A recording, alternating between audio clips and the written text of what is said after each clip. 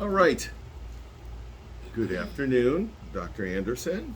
I'm board certified in addiction. I'm also a licensed psychotherapist. I'm going to be leading the lecture, and today we're going to be kind of talking about several things. But first and foremost, I want to talk about stability, how to get some stability in your life.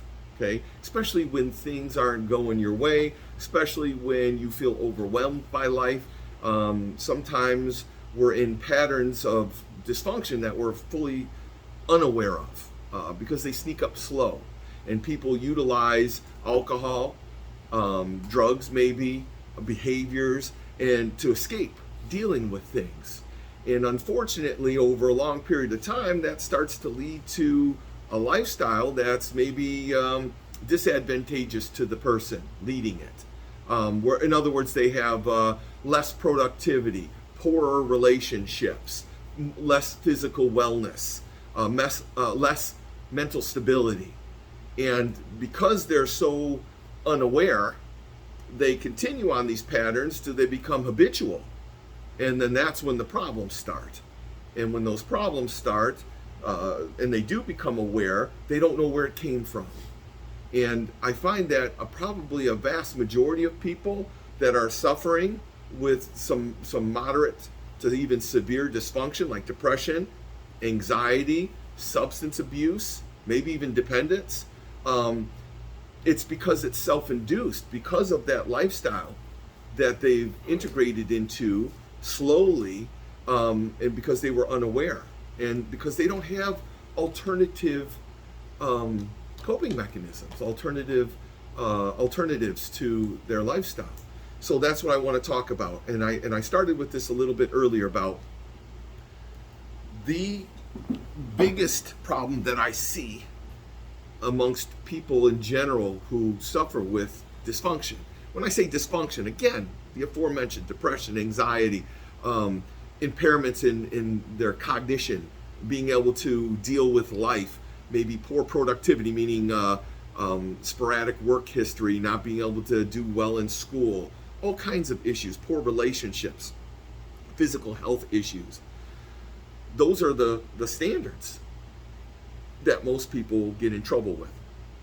So the biggest problem I see with that is the lack of awareness, self-awareness. And I was telling you earlier, thank goodness I grew up in an era where self-awareness was mandatory for existence in friendships, in school, in anything you did. You were actually competing about it with others for self-awareness. Well, what is self-awareness?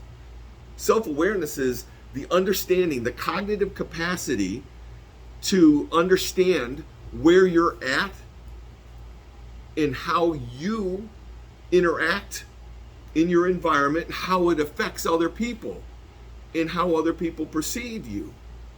That's unbelievably crucial for mental stability and productivity.